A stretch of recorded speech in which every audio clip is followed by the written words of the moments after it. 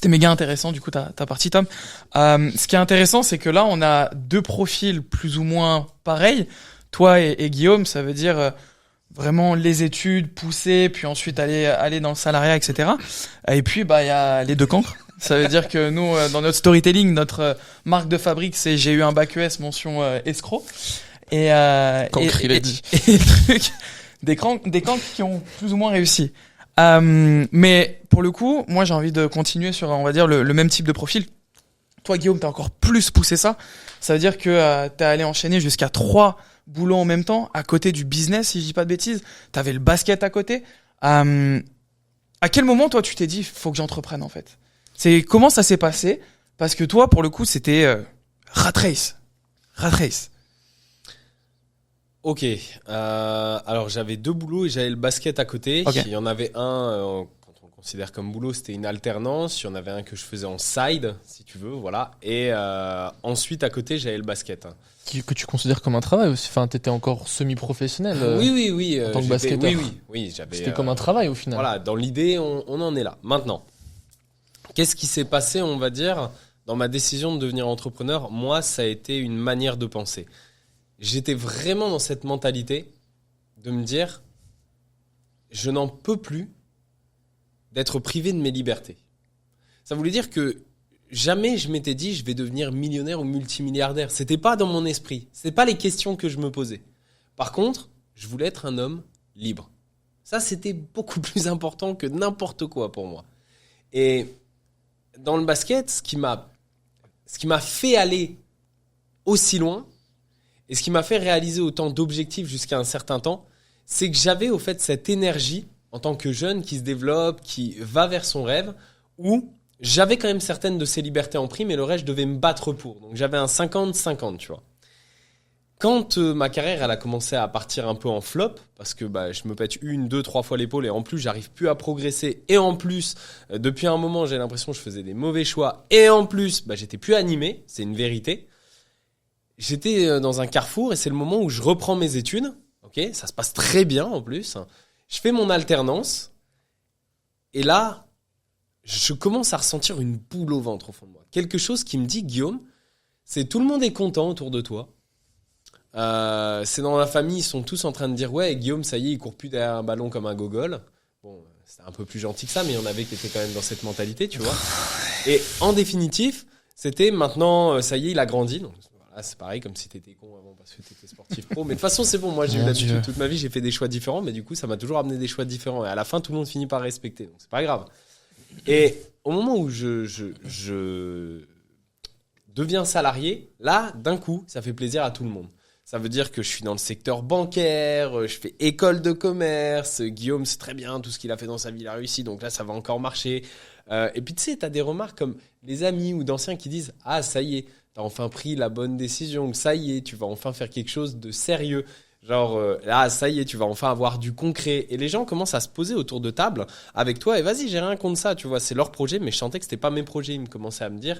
Et du coup, tu vises le CDI et t'aimerais acheter une maison à tel âge et t'aimerais avoir ça. Et plus j'entends ce genre de choses, plus je me dis, ça a vachement l'air fait pour eux.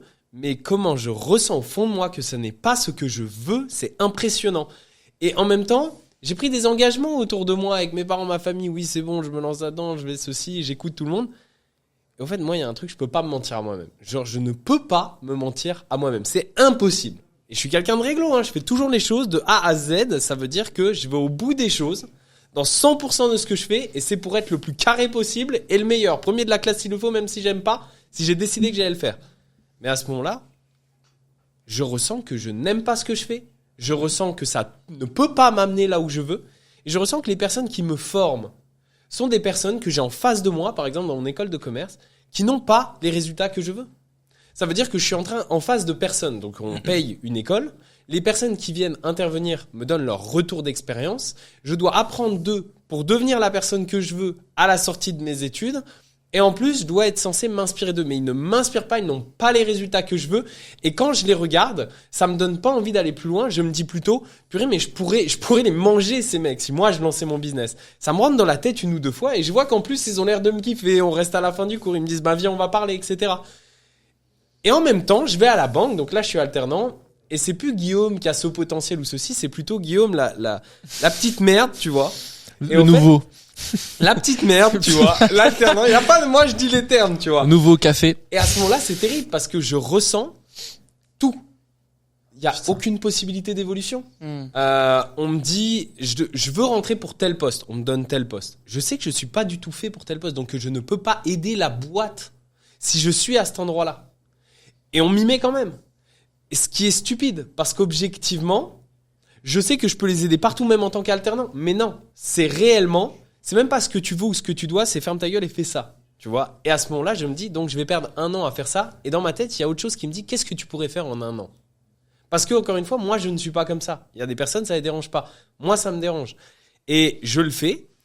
Et dans ce même temps, je continue à mettre les mêmes choses qu'on m'a appris dans mon cursus basket. Ça veut dire venir 30 minutes en avance, partir après l'heure, continuer à prendre des notes, travailler, etc. Partir 30 minutes après le soir, continuer, rentrer chez moi, essayer de prendre de l'avance, me dire je dois être plus performant, je dois être remarqué par le patron, je dois être ceci. Mais en même temps, je le fais, encore une fois, sur un truc où je sens que je suis absolument pas fait pour ça et surtout que j'ai rien à y faire. Je retourne dans ce schéma plusieurs jours, plusieurs semaines et là, j'ai une boule au ventre qui commence à monter où je commence à me dire purée, on est déjà lundi. C'est pas moi qui choisis mes horaires. Mon patron, je dois lui demander la permission d'aller pisser. Je suis majeur vacciné, je dois demander la permission à mon patron d'aller pisser à ce moment-là, c'est comme ça. Et au fait, je ne touche qu'une paye. J'en ai plusieurs à ce moment-là, mais j'ai plus de 120 dépenses sur mon application bancaire. Et moi, je suis quelqu'un de factuel, ça veut dire j'aime bien les faits.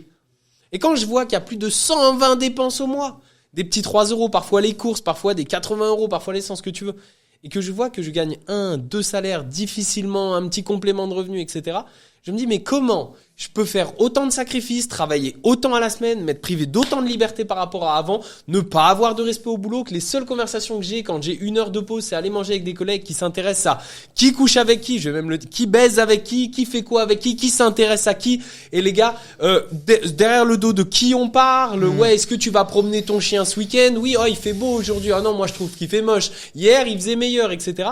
Je me dis, mais attends, je suis en train de signer pour ça pour 40 ans. Et quand je vais voir mon patron et que je lui dis, donc là, je suis en train de faire ça juste pour une question de perception et de vision. Dans 5 ans ou 8 ans, qu'est-ce que je peux avoir? Qui me dit que mon augmentation, donc moi, j'aimerais avoir ça, évidemment, tu vois, parce que je pense avoir un potentiel. Qui me dit que ce sera ça. Il y a Pierre, Paul, Jacques qui doivent passer avant moi. J'ai l'impression qu'il y a des gens, ils doivent mourir pour que j'ai une promotion, tu vois, dans son discours. Et au-delà de ça, c'est quand tu demandes tes vacances 1 an à l'avance, ben non, tu passes aussi après Monique et je sais plus qui, etc. Mais Monique qui part 10 minutes avant d'avoir fini, qui respecte rien. Et je me dis, mais même cette hiérarchie, je peux pas. Alors je regarde, liberté temporelle, j'en ai pas. Je me lève pas quand je veux, je fais pas ce que je veux, je choisis pas mes horaires de travail, je ne l'ai pas. Liberté géographique, je suis bloqué au trou du cul du monde à ce moment-là, un endroit qui s'appelle Lons-le-Saunier, toi-même et tout le monde, qui tu veux, on sait pas où c'est, juste parce que je fais des choix professionnels et que ça m'emmène là-bas. Attends, c'est pas terminé. Je suis bloqué et choix géographique, j'aimerais voyager comme tout le monde. La Terre est ronde, mais à ce moment-là, j'ai l'impression qu'elle est plate, carrée, que c'est une cellule et que je suis enfermé là-bas. En plus de ça, bref, je vais pas tailler la ville, donc on va continuer. Derrière, liberté hiérarchique. Je dois demander la permission à mon patron d'aller pisser. À partir de là, t'as compris. T'es là, t'arrives en avance, ça change rien. Si tu fais plus de chiffres, ça change rien. C'est réellement, en fait, t'es payé au nombre d'heures que tu travailles. Pas à tes décisions, pas à ta compétence, pas à ton envie, pas à ton potentiel, pas à ton évolution. Le nombre d'heures, point. Et peut-être que c'est pas pareil dans toutes les boîtes, et tant mieux pour eux. Moi, c'était pareil dans les 2 endroits où j'ai travaillé. Et toutes les personnes qui étaient à côté de moi, ou mes amis, je les retrouvais des fois. Et on parle de quoi? Oh, viens, on parle pas du boulot. Bah ok, si personne veut parler du boulot, c'est parce que tout le monde se fait chier au boulot. C'est parce que les gens n'ont pas envie, ou alors ils parlent de leurs collègues qui ont fait ça, ou ils se plaignent de leur patron. Mais moi, j'ai envie que mon patron soit un mentor, j'ai envie qu'il m'inspire, j'ai envie que le mec ait la vie que je veux pour pouvoir apprendre de lui, voire le dépasser. Mais c'est pas du tout le cas à ce moment-là. Et la dernière des libertés, mais c'est financière. Je regarde mon compte et je me dis comment je peux faire autant de sacrifices, épargner autant pour à la fin du mois, quand même, être en galère. Et à ce moment-là, je me dis juste une chose, bah, si tu fais le calcul sur 1 an, mois par mois, puis sur 10 ans, est-ce que ça en vaut la peine en termes de temps, en termes de géographie, en termes de hiérarchie, en termes de finances, en termes d'expérience, en termes de mentor et en termes de est-ce que un jour tu peux visualiser avoir la vie que tu veux?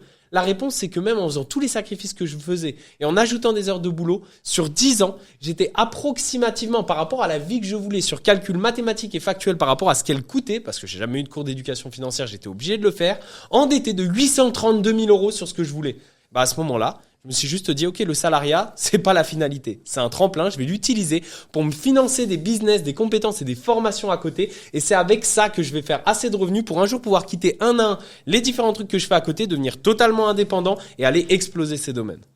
Alors moi j'ai une question, Guillaume. C'était quoi ton side? T'inquiète. Ah, parce que j'ai capté que tu l'avais pas dit. Non, t'inquiète. Pourquoi tu veux pas dire? Ça n'engageait pas que moi, donc étant donné que la personne n'est pas là, même si tranquille, hein, c'est totalement. Je vendais pas des pétards dans la cour de récréation. Non, c'est juste que la personne n'est pas avec moi. Donc étant donné que c'était un side business, ça rapportait quelques centaines d'euros, etc.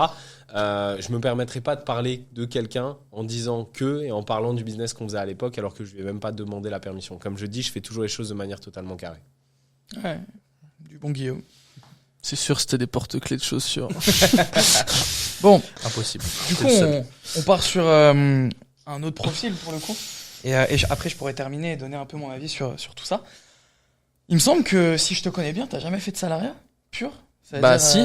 Si. Mais c'était un autre type de salariat. Oui, mais c'est du ça coup, le ça a truc. été le salariat par Le rapport seul. au sport du coup C'est à haut ça. niveau Ouais, t'as de la et chance. professionnel. Oh, Mais quand je parle du salariat, c'est te pointer, tu vois, à 8 heures au boulot, à faire la seule et même chose toute la journée. Non, c'était quand même différent ton job. Je dis pas que t'as pas eu de job, mais le fameux métro boulot dodo qui va tout le temps se répéter, c'était quand même différent, toi. À quel moment tu t'es dit, je dois entreprendre? Eh ben, tu vois, ce qui est super marrant, déjà, je sais pas si Guillaume va pouvoir corroborer ça, mais tu te trompes, bro. C'est qu'à un moment donné, le sport de haut niveau, ça reste du salariat. Oui, tu peux mieux gagner ta vie dans le sport de haut niveau, mais je suis désolé, mais la routine d'un sportif de haut niveau, c'est typiquement presque la même que la routine d'un salarié. C'est tous les matins, je me levais à la même heure, j'avais entraînement exactement à la même heure, puis après j'avais kiné à la même heure, puis après j'avais muscu à la même heure, puis après j'avais mon deuxième entraînement à la même heure, et puis après j'avais encore kiné à la même heure. Ça part d'une passion. Oui, mais la passion, à partir du moment où une passion, ça devient ton travail, il faut que tu fasses en sorte de faire perdurer la passion. Et le truc, c'est que le sport de haut niveau, ça peut vite devenir quelque chose d'autre qu'une passion. Mais du coup, je vais y venir. C'est que moi, j'ai eu vraiment un parcours totalement différent de vous trois, au final. Parce que moi, le truc, c'est que le basket, c'était le plan A depuis mes 7 ans.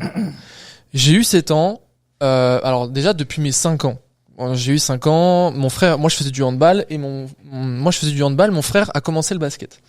Je suis tombé amoureux du basket et moi dans ma ville, dans ma région, on pouvait commencer le basket qu'à partir de 7 ans parce qu'il n'y avait pas de catégorie en dessous. Du coup, je commence le basket à l'âge de 7 ans et à partir du moment où j'ai commencé le basket, c'était clair dans ma tête, c'était je veux devenir basketteur professionnel. Depuis le premier jour où j'ai eu un ballon entre les mains et j'ai mis mon premier panier et je m'en souviens comme c'était hier, le tout premier entraînement que j'ai fait, je sais c'était où et je sais quelle action c'était, je me suis dit je veux devenir pro. Et depuis, ça a été le plan A. Il n'y avait pas de plan B, il n'y avait pas de plan C, c'était basketteur pro ou rien.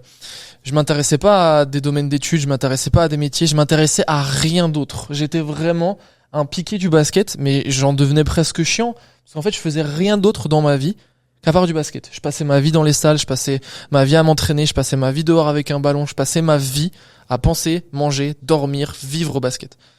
Donc, je fais un centre de formation pendant mes années lycée. D'abord, je fais un pôle espoir. Après, je pars en centre de formation à Strasbourg. Et je signe mon premier contrat professionnel à l'âge de 18 ans. Je pars dans le nord de la France. Et c'est quand je deviens professionnel que 3 mois après, je me fais les croisés. Et le truc, c'est que à partir du moment où moi j'ai signé mon contrat, j'ai dit j'arrête les études parce que de base, moi je voulais arrêter les études directement après mon bac. J'ai jamais voulu continuer les cours, ça m'intéressait pas. L'école, pour moi, ça a été un calvaire, ça a été une prison permanente de la primaire au lycée. je détestais aller à l'école. C'est pas que ça m'intéressait pas, mais j'avais l'impression d'être bridé. Moi, je suis extrêmement créatif. J'aime bien être libre dans ce que je fais. J'ai toujours eu l'impression que l'école, si t'étais pas comme ils voulaient, t'étais soit en échec scolaire, soit t'étais teubé, soit il fallait appeler tes parents parce que t'étais pas normal, tu vois. Et je détestais ça.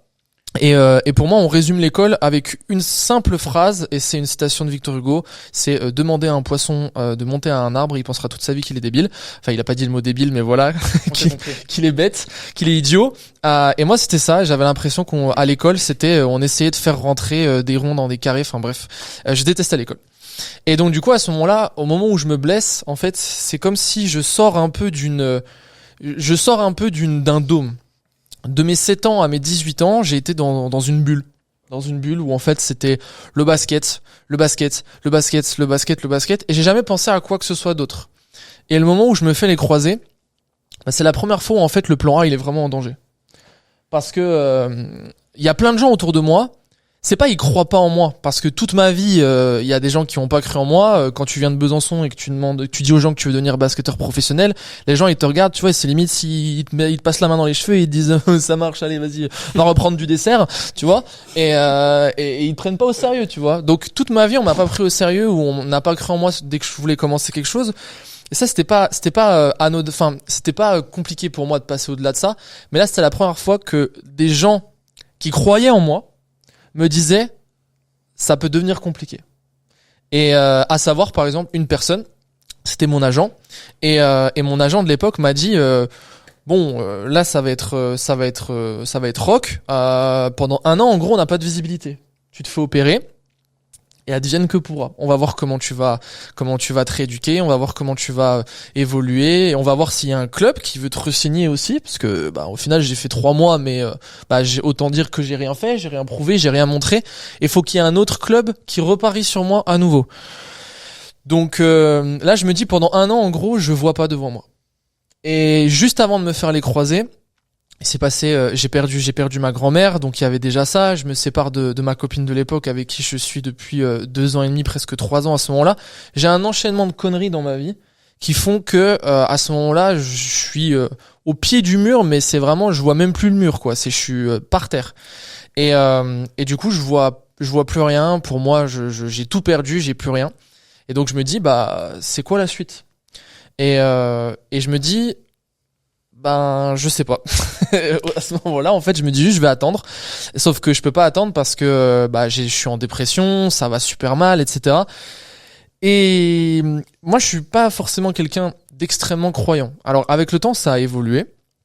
Mais c'était une des premières fois de ma vie où je crois que j'ai parlé à Dieu. Parce qu'il s'est passé quelque chose qui a fait que j'ai vécu quelque chose qui a fait que je me suis dit, il y a quelque chose qui existe et qui nous gouverne et qui a décidé que ça allait pas se passer comme moi je voulais que ça se passe. Du coup, faut que j'y croie, ou du moins faut que j'essaye de comprendre ce qui se passe. C'est la première fois que je parle à Dieu ou à l'univers, peu importe, et je lui dis, donne-moi, si tu veux que j'avance, alors montre-moi un signe, donne-moi quelque chose pour que j'avance. Et 3 semaines plus tard, j'ai un ami à moi qui m'appelle et qui me dit, frérot, je sais qu'en ce moment c'est pas ouf pour toi. J'ai commencé un projet il y a quelques mois. Il me fait vraiment une invitation classique, ce bâtard. Genre vraiment, il me dit j'ai un projet, voilà, ça se passe super bien. J'aimerais te faire rencontrer la personne qui me mentor et qui m'accompagne. Je lui dis, moi je suis quelqu'un de curieux. En même temps, j'ai demandé quelque chose de différent, j'ai demandé quelque chose de nouveau, j'ai demandé une opportunité. Et là, on me propose ça. Et je dis, ok, vas-y, let's go. Et j'arrive sur un call avec ce monsieur. Genre, je l'ai closé. Non, dis la vérité. J'ai cru qu'il me détestait. Voilà, ouais. En fait, le truc, c'est que c'était pas du tout contre Guillaume, mais j'étais livide sur le call, j'avais pas d'émotion, j'étais en mode poker face. Déjà, première raison, parce que j'avais rien compris à ce que c'était que le trading et la crypto, mais aussi parce que très clairement, c'était pas la bonne période pour moi. Et en fait, le truc, c'est que je me suis inscrit direct. Je me suis lancé. Au départ, j'avais pas de prétention financière, c'était pas pour changer ma vie, mais c'était plus parce que je me dis, Pour moi, c'est un signe. Pour moi, il y avait pas de hasard. C'est, je demande un truc, je le reçois. C'est si je le prends pas, bah tant pis. Tu vois, tu peux demander, tu peux espérer que les choses changent, mais si quand t'as des opportunités pour que ça change, tu les saisis pas, va te faire foutre en fait. Tu vois, c'est à ce moment-là, je me suis dit, c'est peut-être pas la bonne opportunité, c'est peut-être pas le bon moment, c'est peut-être pas les bonnes personnes, mais je m'en fous dans tous les cas. Je préfère tenter quelque chose et me tromper plutôt que de regretter de pas l'avoir fait. Tu avais zéro finance. Et je me suis mis à découvert. Pas dit, Oui. Et je me suis mis à découvert pour démarrer ce projet. En plus de ça, c'était la veille de mes 19 ans. 3 jours après, je me faisais opérer des croisés. 5 jours après, je partais à l'hôpital pendant 1 mois. C'était clairement pas le bon moment. J'avais tous les red flags. J'avais toutes les excuses pour pas le faire. Mais c'est justement pour cette raison. Je me suis dit, soit je me dis que j'ai toutes les excuses pour pas le faire et c'est pour ça que je le fais pas. Soit j'ai toutes les excuses pour pas le faire et c'est justement pour ça que je vais me dire, je suis pas un connard, donc je vais le faire et je vais me prouver que c'est pas une question d'excuses. Donc je le fais. Et du coup, je commence à me former à l'hosto. Et je kiffe ça en fait. Je kiffe ça, le trading, la crypto. Fun fact, mon pote qui me fait rentrer dans le business, lui, il se tire du business genre 3 jours après que j'ai démarré. Et genre, je me retrouve solo. Mais vu que j'étais un tryharder, bah au final, Guillaume s'est dit bon bah je vais le mentorer, je vais le prendre sous mon aile. Et en plus de ça, on a très bien accroché très rapidement parce que bah voilà, on vient du même monde, le basket, etc. Et en fait, à ce moment-là, j'ai vu toute une autre perspective devant moi. Au départ, le but, c'était clairement pas de quitter le basket, c'était clairement pas d'arrêter. Le but, c'était de faire les deux. Et au fil du temps, en fait, je ressens comme le truc où je fais ma rééducation. C'est-à-dire que bah je sors de l'hosto, je fais mon kiné, je fais ma muscu, je retourne dans le nord de la France, etc. Et je développe le business. Et le truc, c'est que bizarrement, depuis que je suis blessé, à mon club, j'ai moins d'intérêt. C'est-à-dire que quand j'étais arrivé dans mon club dans le Nord, quand je suis arrivé, j'ai direct fait grosse impression. Premier match, je leur en mets 25, genre gros articles sur moi dans le journal, etc. Je me fais les croisés. Plus personne m'appelle, plus personne me calcule quand je suis à la salle, tu vois, je suis un peu le pestiféré, tu vois, genre en mode faut pas faire gaffe. Lui, c'est les clopés, voilà. Bon, bref, vas-y, va faire ta muscu, laisse-nous tranquille, nous on s'entraîne. Voilà. Et puis je me dis bon bah OK, d'accord, bon, OK, pourquoi pas. Et dans le business en fait, je me sens bien, tu vois, je me sens épanoui, etc. Et puis je commence à développer aussi l'aspect MLM, donc du coup j'accompagne des gens, je me sens utile, mec, je me sens utile, première fois de ma vie où je me sens vraiment utile aux gens et je me sens quand même progresser. Et je reviens des croisés, je re-signe à Nancy, donc je pars m'installer à Nancy. Et là c'est là où tout a basculé parce que je suis tombé sur 2 coachs complètement affreux où ça passait pas du tout. J'ai eu des coéquipiers avec qui ça passait pas du tout également, d'autres avec qui ça passait très bien, mais au final ça arrivait pas vraiment à faire la contrebalance avec les coachs avec qui ça passait pas du tout. Et en fait j'étais sorti de ma bulle du basket, donc en fait je voyais tous les aspects négatifs que je voyais pas quand j'étais dedans.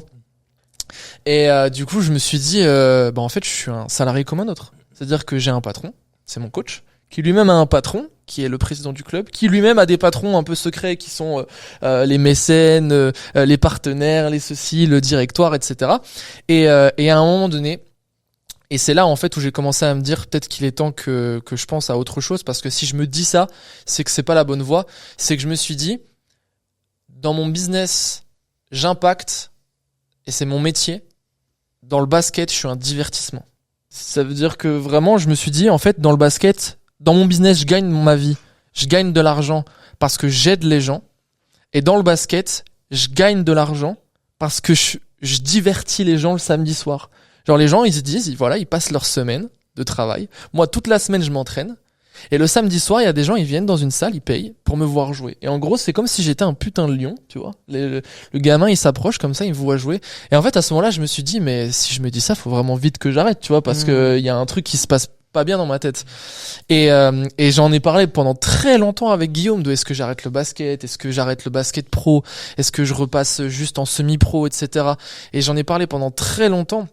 Et j'arrivais pas pendant le Covid, moi je me suis pris la tête pendant le Covid parce que c'est pendant le Covid que je me suis décidé.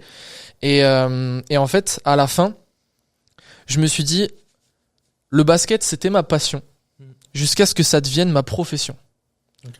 À partir du moment où c'est devenu mon métier, j'ai vu tous les aspects négatifs de ce métier. Le fait que c'était un business qui était absolument malsain, que c'était hypocrite et que personne n'était vrai, et que même quand tu pensais trouver des amis, tu vois, des gens, n'importe qui pouvait te la mettre à n'importe quel moment pour pouvoir protéger ses intérêts, et personne se tirer les coudes, tu vois, genre se serrer les coudes.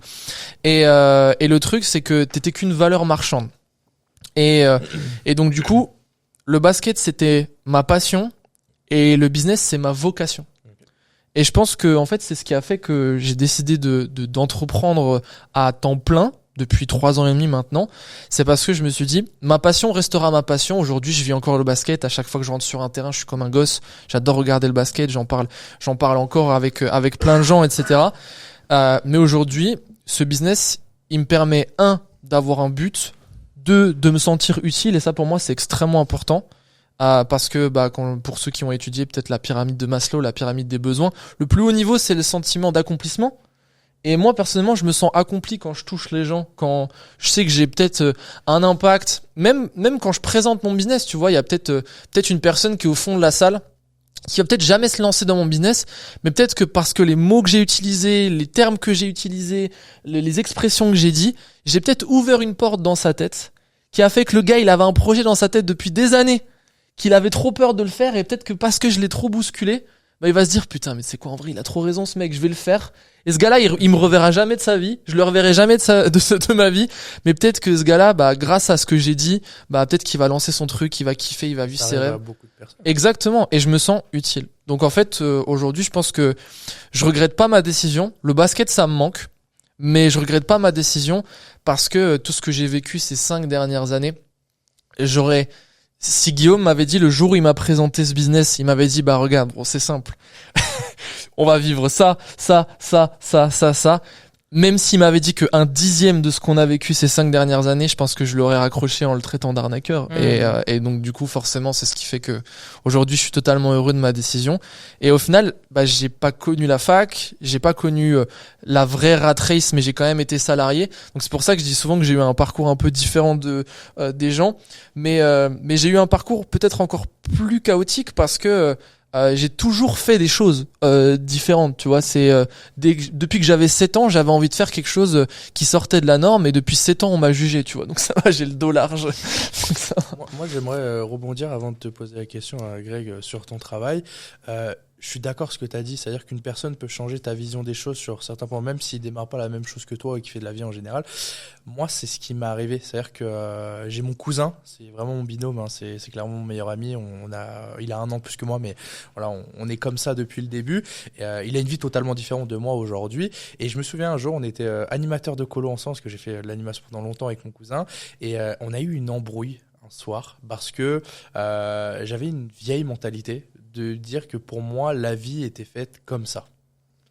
J'avais ces études parce que c'était comme ça, j'étais telle personne parce que j'étais comme ça, j'aurais tel travail parce que j'étais comme ça. Et je me souviens, on a eu une petite altercation parce qu'il m'a dit mais t'es con, genre arrête de réfléchir comme ça. T'as la vie que t'as aujourd'hui parce que tu fais ce que tu fais aujourd'hui. Et en fait, c'est vrai que je l'avais pas compris comme ça. Pour moi, comme je dis, la vie était faite comme ça. Et c'est là où je me souviens, après c'est un peu cette altercation un soir, j'ai réfléchi longtemps. Et je pense que c'est là j'ai pris la décision de faire mes choses par moi-même. Parce que j'ai beaucoup fait d'études pour faire plaisir à mes parents, hein, clairement. J'ai écouté ma mère sur... aller chercher tel diplôme ou tel diplôme. Bon, je l'ai fait aussi moi-même, mais c'est vrai que cette conversation avec mon cousin, je pense que ça a changé beaucoup de choses. Et c'est à partir de ce moment-là où j'ai compris que c'était moi qui devais décider de mes propres choix, de ce que je devais devenir. Et malheureusement, c'est la plupart des personnes, je pense 95% des personnes réfléchissent comme ça en mode j'ai ce boulot et tant pis, quoi. Si je dois me lever, c'est que je fais comme tout le monde. Et j'ai vu une interview comme ça où ils ont posé un micro à Châtelet, donc c'est l'endroit où il y a le plus de personnes en France qui passent le matin. Et en fait, ils vous ont posé la question pourquoi vous vous levez le matin. 9 personnes sur 10 disaient on se lève le matin comme tout le monde. Parce que c'est comme ça. Parce que c'est doit le faire. Mais d'ailleurs, Greg, en vrai, j'ai envie de te poser 2 sujets pour rebondir là-dessus, parce que vu que tu invites tout le monde, tu poses les questions. Et je pense qu'on a vraiment envie de t'entendre aussi. Donc les 2 sujets, ça va être premier. C'est quoi justement pour toi cette rat race? Parce que je sais que c'est ce qui t'anime presque le plus, tellement tu l'as ressenti. Qui te contrôle. En fait, tu veux aujourd'hui sortir du 2e topic. Il y a un film qui s'appelle Matrix. Il y a aussi un leader qui a sorti une tournée qui s'appelait Escape the Matrix. Donc en fait, la première question que je vais te poser, c'est toi, pourquoi au final t'es devenu entrepreneur aujourd'hui? C'est quoi ta vision là-dessus? Et pourquoi tu veux esquiver ce schéma classique des 95.5 et de la rat race? Ok. Déjà, juste pour rebondir sur ce qu'a dit Hugo, À un moment donné, il a dit j'étais payé pour divertir. Et moi, ça me fait penser à une phrase de Juvénile qui dit donnez-leur des cirques et du pain et ils ne se révolteront jamais. Et je pense que c'est bien pour démarrer cette réponse, dans le sens où contrairement à vous trois, les gars, j'ai voulu entreprendre rapidement, dans le sens où vous, c'est plus ou moins tombé sur vous comme ça, et d'un coup, vous avez dit, ok, vas-y, let's go, je me lance. Moi, ce qui s'est passé, c'est que, en fait, j'ai été bloqué pendant très longtemps sur ce que je voulais faire, sur les choix, où là, du coup, je comprends beaucoup Guillaume. C'était, quand je suis arrivé en seconde, j'avais fait beaucoup de sport, que ce soit du judo, que ce soit du tennis et du basket. Et j'arrive en seconde, forcément, c'est un moment fatidique quand même, où tu dois voir avec la conseillère d'orientation et que sais-je. Moi, j'ai dit à mes parents, papa, maman, je veux faire sport-études dans le basket. La réponse a été non. Non. Non. C'est non. Bonsoir. Bonsoir. Non, sérieux, c'était non. Tout simplement parce que Ne faites si jamais ça à vos enfants. si tu veux réussir ta vie, tu dois faire des études. Et je pense que 99% des gens qui vont nous écouter C'est triste. l'ont entendu, l'ont vécu. Et moi, ça a été une désillusion totale. Parce que à cette époque-là, je commençais à vraiment bien évoluer dans le basket. J'étais tombé amoureux de ce sport. J'allais en cours le matin, je pensais basket. Le midi, je faisais attention à ce que je mangeais parce que je voulais améliorer mes perfs dans le basket. L'après-midi, je me disais trop bien, dans 3 heures, je suis à l'entraînement. Et sur la route de l'entraînement, je mettais des musiques de l'époque où je me mettais dans le délire. Et toi et toi. Bitch, I'm a boss. Exactement. On connaît ce genre de moment. Et puis j'arrivais, et j'étais, du coup, comme toi, Tom, j'étais le premier arrivé à l'entraînement. Je partais le dernier, je faisais les shoots à la fin. Je faisais plus de muscu, j'envoyais plus, je courais plus, etc., etc. Et j'arrive en seconde, on me dit, non, c'est mort. C'est si tu veux réussir ta vie, va faire des études. Seconde, première terminale, ça se passe. Je suis ni un très bon élève, ni un mauvais élève. Je me rends juste compte que plus j'avance, moins je sais ce que je veux faire. Deuxième moment fatidique, Parcoursup, que je trouve une connerie monumentale, c'est si jamais t'as été bon à l'école, et aujourd'hui, être bon à l'école, c'est pas avoir compris une matière. C'est pas être intelligent. Être bon à l'école, c'est pas être intelligent, ça faut le préciser. être bon à l'école, c'est ta capacité à faire du copier-coller. C'est-à-dire qu'aujourd'hui, et je sais pas si vous vous êtes rendu compte de ça à l'époque, mais encore plus aujourd'hui, t'as une question, par exemple, dans un contrôle le samedi matin de 8h à midi, et qui est, par ailleurs, été le pire moment de la semaine. Si t'avais la bonne réponse, mais que t'avais pas eu la bonne manière de répondre, t'avais 0.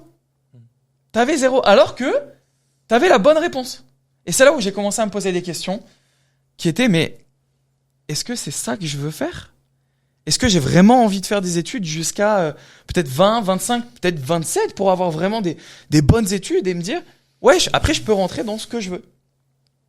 Donc ça a été, on va dire, un autre déclic. Et puis, le troisième plus gros déclic où là je me suis dit, ok, faut que j'entreprenne, c'était la fac. Moi, j'ai été à la fac de Grenoble. C'est le premier jour, t'étais 800 dans l'amphithéâtre. Et en fait, il y a eu des choses qui me font dire, non, Greg, c'est pas là que tu vas réussir. La première chose, c'est que moi, j'ai croisé le prof qui ouvrait le premier cours avant justement le cours. Et il était en Twingo, en fait. Il était en Twingo. On n'a rien contre les Twingo. Mais on n'a rien contre les Twingo, mais vous allez comprendre mon raisonnement.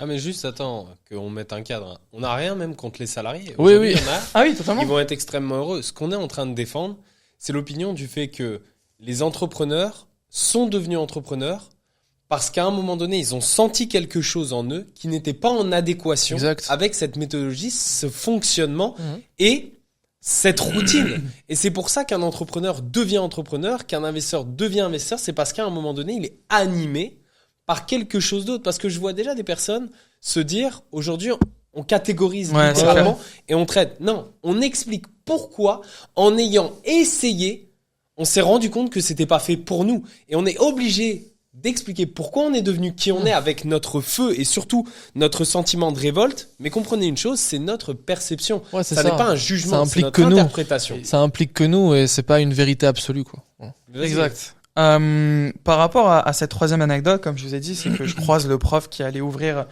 le premier cours. Il arrive en Twingo et je vais vous expliquer à la fin de cette histoire. Le premier cours, du coup, on est 800 dans l'amphithéâtre, c'est énorme. Je regarde en bas à gauche, je vois il y a un groupe de personnes qui n'est pas mon groupe de personnes. C'était les bobos un peu riches, veste Moncler, etc., etc. Je regarde à droite, c'est des personnes, les studieux. Tu vois, c'est, je vais dire les choses, mais les petites lunettes, la petite chemise, etc., etc. Ça contre les lunettes. Derrière à gauche, moi j'étais au milieu, on va dire. Derrière à gauche, je tourne ma tête. C'est plus les gars en Lacoste et N. Et puis derrière à droite, non, je vous dis les termes. Et derrière à droite, c'était des personnes qui étaient là depuis, je pense, 5 ans, qui redoublaient leur 5e année. Non, sérieux. On l'abandonne pas, nous. C'était des pères de La famille. résilience, mon pote. C'était des pères de famille, vraiment. Après, Quoi en vrai, ce que je respecte dans ce qu'il est en train de dire, parce qu'encore une fois, on est en 2023 et tu sais, le moindre mot de travers, il est Ouais, mal entendu. exact. Mais lui, il est en train de dire les termes tels qu'il le perçoit. On vient de mettre un disclaimer en disant c'est notre perception, notre Ouais, exact. interprétation, et il est en train de dire ce que lui il voyait. T'aimes pas, moi je te le dis, tu m'aimes pas sur ce podcast, j'en ai rien à foutre. Exact. Et ils sont pareils. Donc Claire. derrière, on se verra peut-être jamais. Dis ce que tu penses. Derrière, il t'aime pas, on s'en bat les couilles. Et lâche un commentaire, même si t'es un hater, ça augmentera l'algo. Boum, Greg, à toi. Et du coup, le cours se lance. Et en fait, il y a 3 choses où je me suis dit, c'est pas là que je vais réussir. C'est pas en études, c'est impossible. Le premier, c'est qu'il y a des mecs, derrière à gauche, du coup, le groupe de Lacoste et N, qui s'allument une chicha. Premier cours. Non, vraiment, vraiment il y a zéro masterclass. blague. Non, il y a zéro blague. C'est vraiment lunaire, ça, quand même. Ils ont allumé une chicha. Premier point. Le deuxième point, c'est que le prof en question commence à parler et il dit, si vous voulez réussir votre vie, il va falloir faire en sorte de se la donner en cours. Mais le mec roulait en Twingo. C'est là où vous comprenez du coup genre la connexion. Je me suis dit, attends. T'as 40 piges. Tu fais 1800 par mois et tu me dis, il faut que je fasse ton cursus pour réussir et terminer à 1800 par mois avec une Twingo. Non. Je me suis dit, non, c'est impossible. C'est impossible. J'ai l'impression, en fait, j'avais l'impression d'être un fou dans un monde de moutons. Vraiment. Bro, là, si on est des haters, parce que j'en vois déjà se révolter. Oh, comme ça. ouais. Ouais, ça va être Ils sont, méchant. là, ils sont déjà dans les coms, là. Ils Oh, sont cet dans les commentaires, enculé, là. mais regarde. On va parler de manière factuelle pour défendre un peu. Parce que Greg, des fois, il dit tellement les choses que les gens, ils vont pas l'aimer pour ça. C'est ok, c'est cool, mais regarde, factuellement parlant. Si quelqu'un vient en cours en disant que tu vas réussir ta vie, mais qu'il explique même pas lui son interprétation de qu'est-ce qui est réussir la vie. Il y a des gens qui vont défendre en disant ouais mais donc le petit gars là avec son brushing, il dit c'est pas ça réussir la vie parce que t'as une Twingo. Il est en train d'expliquer à des gens comment avoir un métier. Un métier est censé payer des factures grâce à certaines compétences. Exact. Si à la fin, toi par exemple, tu fais 1800 watts, et j'ai rien contre les fonctionnaires, ce que je dis c'est qu'il est en train d'expliquer ce que c'est réussir sa vie sans expliquer ce que c'est réussir sa vie. Ne reproche pas à un élève derrière qui est dans lui, sa perception, sa visualisation en train de s'imaginer des choses, se dire mais au fait, lui, il va pas me dire ce que je dois faire parce que sa vie m'inspire pas. Et quand les gens vont être dans les commentaires et dire Greg dit de la merde ou autre, peut-être que c'est ton interprétation de la vie, Exact. ok. Mais à ce moment-là, tu es en train d'expliquer ce que tu vis quand tu as peut-être 20 ans, même pas, en train de te dire mais attends, qui j'écoute pour quel résultat? Parce que ce mec, il m'inspire pas. Et il y en a, ils diront ouais, mais Greg, réussir sa vie, c'est peut-être avoir un petit SMIC, avoir Ouais. ceci, avoir 3 enfants. Oui, si t'as expliqué ton interprétation de la vie, C'est Greg ça. va jamais te dire, bah t'as tort. Il te dira, t'as raison. Est-ce que c'est ce que t'aimes, ce que tu veux faire? Oui. Mais à ce moment-là, il est en train de dire à un gars ambitieux qui veut exploser des scores, impacter, lancer des business, peut-être se démarquer. Bah, au fait, si tu travailles dur en cours comme ça, t'auras la même vie que moi et réussir sa vie, c'est ça. Bah là, il a le droit de dire non. Et que t'aimes ou t'aimes pas, bah il a raison. Mais vas-y, continue. Tu sais, il y a une phrase que j'ai écrite il y a pas longtemps à mes équipes. C'était « Je préfère être un fou dans un monde de moutons qu'être un mouton dans un monde de fous Elle était lourde. Ah! ». Elle est violente, celle-là. Non, sérieux. En vrai, si tu prends du recul sur cette phrase, c'est nous, en fait. C'est qu'à un moment donné, aujourd'hui, voilà, le ridicule, dangereux, évident. Aujourd'hui, quand on parle de notre business, il y a plus grand monde qui nous dit c'est de l'arnaque ou que sais-je, tu vois. On a des réseaux qui sont plus ou moins béton, etc. Mais à un moment donné, on a été les fous dans le monde de moutons. Mais moi, je pense qu'il faut, pour se lancer dans un business, il faut être fou. Parce que, je l'ai dit tout à l'heure, je pense qu'il y a une mode ces 3-4 dernières années Exact. de se lancer dans l'entrepreneuriat. Ouais. Aujourd'hui, tu as beaucoup de choses et d'opportunités pour te lancer dans un business. Nous, il y a 5 ans, quand on a commencé, c'était nouveau. Ouais. Tu parlais de l'investissement, trading, crypto. En c'était- France, Ouais, c'était oui, nouveau en France, parce que nous, en France, on est toujours les bons derniers sur les Ouais, innovations. en C'est le France. MLM, ça existe depuis, Ouais. depuis Mais regarde, et le trading et la crypto, tu pareil. parles de trading, il y a 5 ans, c'était nouveau. Et c'est là où ça parlait de scam. Exact. C'est l'arnaque, ça marchera Mhm. pas. Nanana. Maintenant, c'est logique. T'en entends partout parler. Et il y a une différence. C'est être fou pour se lancer dans un business, oui, mais être fou pour y rester. Ouais, exact. Ouais. C'est vrai. Parce qu'il y a beaucoup de fous qui s'y lancent, mais qui abandonnent directement. Mais attends, bro, je tiens à rebondir sur quelque chose que tu dis parce qu'il faut faire la différence. Aujourd'hui, on a l'impression que l'entrepreneuriat, c'est logique parce que des gens s'essayent, tentent comme un ticket de loterie. L'entrepreneuriat, c'est pas ça. Ça veut dire que les gens pensent qu'ils deviennent entrepreneurs, mettent dans leur biographie qu'ils sont entrepreneurs, disent qu'ils sont investisseurs parce qu'ils suivent un canal Telegram copier-coller ou parce qu'ils essayent d'investir avec du training, je sais pas comment, ou parce qu'ils font semblant de copier un business model qui a marché et d'essayer de faire 1 euro. La vérité, c'est que les gens sont des gratteurs. Ils essayent de se dire qu'avec des applications et tout ce qu'ils peuvent faire, ils vont trouver ça gratuit sur YouTube, gratuit n'importe comment et le lancer. Mais moi, il y a un truc dont je suis persuadé. La première chose, gratuit, c'est trop cher et raccourci, c'est trop long. Et ça, c'est pas compliqué. Tu peux le prendre où tu veux et le regarder comme tu veux. Si aujourd'hui, tu essayes de te démarquer en grattant sur les autres, eh ben, à un moment donné, c'est ton succès qui va te gratter parce qu'il va jamais arriver. La deuxième chose, c'est que si tu penses que prendre un raccourci, et ben au final, ça va te faire arriver plus vite. La seule chose que tu vas y gagner, c'est que tu vas perdre du temps, tu vas perdre de l'argent, et à la fin, tu vas refaire tout le tour pour te remettre à la queue, pour dire, ben finalement, j'aurais dû apprendre, j'aurais dû me former, j'aurais dû investir pour moi-même. Si t'es pas prêt à investir ton premier euro, t'es pas prêt à le gagner non plus. Mais en vrai, on s'est écarté du sujet, parce que là, notre ami Greg, il a bientôt une échéance. Du coup, continue, bro. Je termine. Et en réalité, c'est à ce moment-là où moi j'ai eu comme la foudre qui est tombée sur moi. Je me suis dit non, c'est pas là que je vais réussir. Pas la Impossible. Twingo. Impossible. Et le soir même, je tape sur mon ordi comment devenir riche sur YouTube. Cash. J'ai tapé comment devenir riche. On a tous fait. Je suis C'était en tombé quelle sur année, un. ça C'était en Écoutez, quelle année, ça écoutons-le. C'était en 2019 du coup. Septembre 2019. Et j'ai revu là il y a quelques jours un memory sur Snap où le mois d'après, c'est-à-dire 1 mois après, je fais ma première vente du coup avec mon site de dropshipping qui était du coup les bougies. Bougie parfumée. J'étais- les bougies. Et en fait, ce qui s'est passé pendant ce laps de temps de 1 mois, c'est que moi, j'avais pas de thunes. J'étais mineur. Je savais pas qui écouter. Je savais pas qui croire. Je savais pas ce que je devais vraiment faire. J'étais sur YouTube. Je tapais comment lancer sa boutique de dropshipping. Et j'étais tellement con à cette époque-là. C'est que je regardais en 2019 des vidéos d'un gars qui les avait tournées en 2016. Tu sais, on dit, il faut que tu suives l'air de ton temps, surfer. etc. Moi, je regardais un book qui avait fait ça en 2016. On était en 2019. Ça veut dire, je regardais des techniques à l'époque. Et première vente, et j'ai pas honte de le dire, première vente, c'était mon père. Je l'ai closé. Je lui ai dit, papa, la bougie, elles sont de fou, etc. C'est incroyable. C'est un vrai. Il a follow. Il a follow. Follow de ouf. C'est mon gars. Il a supporté. Il a acheté la première bougie. Du coup, je me rappelle très bien puisque j'ai vu le mémorise. Bougie jaune. Elle arrive 3 semaines plus tard parce que du coup, c'était en rapport avec AliExpress. Et tu dois savoir, du coup, toi, Tom, que AliExpress, si tu payes pas et que t'es un vrai rat, tu vas mettre entre 3 et 5 semaines à recevoir ton produit. Ils l'ont sur Archie. La bougie arrive. Pendant 3 semaines, mon père, il me dit, ouais, la bougie, elle arrive quand, etc. T'inquiète, elle arrive, papa, elle arrive. Et elle arrive, on l'allume, pas d'odeur. Et du coup, c'est à ce moment-là où... C'était juste une lanterne. non, mais exact. Ça Bro, fait juste tu de la mettras- lumière. Tu mettras un ralenti sur ma tête pendant le podcast parce que je ne Vas-y. savais pas. Ok. Tu verras ma déception. Ouais, on sait une nouvelle chose dans ce podcast. En vrai. Bougie parfumée qui parfume rien du tout. L'histoire de Greg, ce qui est ouf, c'est que nous, on est en train de s'écouter. L'histoire de Greg, comment il la raconte, c'est tellement agréable. On a grave envie de participer. Mais venez, on la ferme et on l'écoute. Vas-y, bro. Apparemment, j'ai une voix mielleuse. Et en gros, ouais, la bougie, on l'allume, on sent et tout. Et puis mon père, il me dit, tiens, vas-y, sens pour voir. Parce que lui, il sentait pas. Je suis arrivé. Du coup, je sens. Et je me dis, oh, putain, j'ai vendu une bougie qui a pas d'odeur à mon daron. Je me suis dit, ça y est, je suis mort, il va me prendre pour un clown.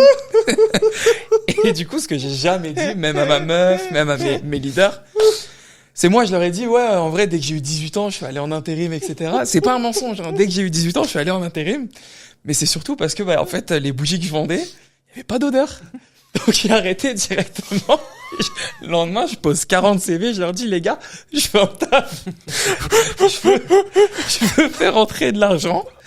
Et le lendemain, du coup, c'est là où vient le troisième ou quatrième déclic. C'est, je vais en usine. J'étais le seul pélo de 18 ans à être prêt à bosser. C'est-à-dire de 8h à 18h, j'étais en cours. 19h, 22h au basket. 23h, 6h en usine. Et là vient du coup le plus gros déclic où je commence à avoir du coup comme vous à un moment donné cette boule au ventre en fait où je me dis non je veux pas. Et une journée comme je les vivais, c'était dur. C'était vraiment dur. Je me disais je suis en train de faire des sacrifices pour gagner 800 balles. Je suis en train de faire des trucs que des gens ne font absolument pas pour gagner peut-être 3 voire 4 fois moins que eux ce qu'ils font. Et le pire c'est que le mec qui s'occupait de l'usine, je l'avais jamais vu, mais il faisait peut-être 5 ou 6 fois mon salaire. Et là où vient du coup le déclic. Et en fait, à l'époque, j'ai pas de honte à le dire, j'étais un petit con. Je vais voir toutes les personnes qui bossaient là-bas. C'était que des personnes de 40, 50 ans. Je leur dis, mais qu'est-ce que tu fous là? Qu'est-ce que tu fous là? Je le vois bien en plus, ça arrive. Non, mais zéro blague. J'avais 18 piges et j'étais arrogant, pas mature, communication zéro. Qu'est-ce que tu fous là? Ah bon? Non, vraiment. Les gens apprécieront cette honnêteté. Ouais. Nos téléspectateurs. Qu'est-ce que tu fous là? Vraiment, qu'est-ce que tu fous là? Et ils m'ont dit, comment ça, qu'est-ce que tu fous là? Et je lui ai dit, t'as 50 balais? T'es en train de soulever des cartons de 200 kilos pour prendre 800 pétards? Le tact. Non. Devant vous. C'est moi, je comprenais pas. Je comprenais pas. Et en fait, j'en pouvais plus parce que, genre, ça, c'est un exemple parmi tant d'autres. Mais un autre exemple, c'est la pause de 10 minutes. Tu sortais pour respirer parce que t'es toute la nuit dans l'usine. Et puis tu vois Martine et Josiane en train de fumer leur clope à 65 ans. Et comme disait Guillaume, des sujets nuls à chier. C'est est-ce que toi le patron il t'a donné tes RTT? Et c'était pas des trucs de tu fais quoi de ton argent? Comment est-ce que tu fais? Est-ce que t'as pas des choses qui te permettent par exemple d'économiser ou non, c'était toujours la même chose. J'en peux plus, le tas, j'ai mal au dos et puis mon fils c'était. Et à un moment donné, j'ai pété un plomb, je leur ai dit, vous en avez pas ras-le-bol d'avoir une vie de merde. Le petit con. Non, vraiment, le petit con de ouf. Ouais. J'aurais pu prendre la claque et tout. Mais tu sais ce qui a fait que j'ai démarré le IAM? C'est que j'ai eu la même réponse de tout le monde. C'était, j'ai pas pris de risque lorsque j'étais plus jeune. Et les gens, ils pourront penser ce qu'ils veulent. Ça peut être pour le marketing pas du tout. Pas du tout. C'était, j'ai pas pris de risque lorsque j'étais plus jeune. Et moi, tu sais, quand t'es en usine et tu fais rien d'autre que soulever des colis dans des camions qui font moins 15 degrés sur des bras armés de 6 mètres, tu sais, tu réfléchis à ce qui se passe dans ta tête. Ça tourne. Et moi, il y a cette phrase qui reste. Et je me dis, putain, Greg, prends des risques. T'as 18 piges. Ton argent, tu l'utilises juste pour soit t'acheter des paquets de clopes, soit comme toi, aller mettre des murges en soirée, soit pour acheter des fringues qui me ressemblent pas, juste pour faire croire aux autres que j'ai une vie cool. Et je me suis dit, je me dégoûte. Je vais faire ça jusqu'à 60 ans. Et je vais être quel exemple pour mes enfants? Et vient le moment où du coup on met en relation avec ce monsieur. Et franchement, je pense, j'ai sûrement dû être le prospect le plus facile. Oh, c'était easy, ouais. Parce que non, vraiment, j'avais trop envie d'entreprendre. C'est trop bien les gens comme ça. Greg, ça a été, je t'accompagne. Ouais, on y va. Exact. Bonjour, J'ai eu 3 enchanté. questions, je crois. Et il a dit, vas-y, c'est maintenant. Et je lui ai dit, ah ouais, c'est maintenant. Il dit, ouais, c'est maintenant. Je lui ai dit, vas-y, ok. J'ai dit une phrase qui t'a vraiment hypé. Bon, Ouais, exact. dis-leur Exact. quand même. C'est Un truc qui t'a vraiment hypé, faut le dire. Attends, juste avant que tu dises, je sens qu'il est vraiment fier de lui. Donc Oui. Regarde, Parce écoute que bien, écoute ça- bien, écoute parce bien, que écoute c'est bien. devenu Vas-y, réel, vas-y. parce qu'on l'a réalisé. Ok, vas-y. Il m'a dit, écoute Greg, non, écoute Grégoire, il y a personne aujourd'hui dans la ville de Grenoble, tu peux devenir le leader si aujourd'hui on travaille ensemble. J'ai pas réfléchi ni une ni deux, je me suis dit go, cash, direct. Tu vois, c'est en fait, je pense aussi, il y a pour les networkers qui vont nous écouter, et je pense que c'est une belle leçon à en tirer, c'est il m'a intégré à son projet. Il a pas juste essayé de vendre, il m'a intégré dans sa vision d'impacter. Et moi, ça m'a branché cash. Plutôt que rejoindre un projet, j'ai rejoint une vision. Mm. Et je trouve que ça, c'est 1000 fois plus fort. Et t'as eu des personnes qui t'ont rejoint pour un projet, on a tous eu des personnes qui ont rejoint pour le projet. Mais les personnes Et c'est peu de personnes, les personnes qui nous ont rejoints pour notre vision, c'est des personnes qui ont explosé. 95% du temps. Je sais pas vous, mais moi, en tout cas, ça a été le cas. à quelque chose, si c'était possible de le faire. Ouais, exact. Et je tiens à rendre à César quand même ce qui est à César, à Grégoire, c'est que, ok, je lui dis ça à ce moment-là, je lui dis, t'as l'opportunité justement de développer la ville de Grenoble, mais je tiens quand même à préciser que 2 ans plus tard, 2 ans après qu'il ait rejoint, on avait plus de 100 membres dans la ville de Grenoble. On a fait un cinéma. Et on a rempli une salle de cinéma dans un événement, etc. C'était un truc de fou malade. On a fait un événement avec Guillaume où on a rempli un Airbnb sur 2 jours. On a vu plus de 150 personnes également, etc. J'étais nouveau. C'est pas on, c'est lui. J'étais nouveau. Enfin, plus ou moins nouveau. C'est Exactement. lui et ses collaborateurs. Et juste, Greg, pour rebondir ce que tu as dit, méthodologiquement parlant et théoriquement parlant, on peut donner justement de la formation vis-à-vis de ça. Tu as 100% raison. Si aujourd'hui tu veux lancer un business à succès, tu peux le résumer en 3 points. Le premier point, si tu veux faire une vente efficace, il faut que tu saches vendre le projet. Exact. Le deuxième point, tu dois être capable de te vendre à travers le projet. Le troisième point, et sûrement le plus important, tu dois être capable de donner une place au collaborateur, à la personne qui démarre le projet, à l'intérieur de ta vision dans le projet. Si la personne n'a pas sa place et qu'elle ne se visualise pas aller d'un point A à un point B tracé à tes côtés, peu importe qu'il y ait les 2 premiers points, soit elle ne démarrera pas, soit elle démarrera sans la vision, donc la chose la plus importante. Mais si tu as les 3, tu vas créer un banger s'il fait le taf.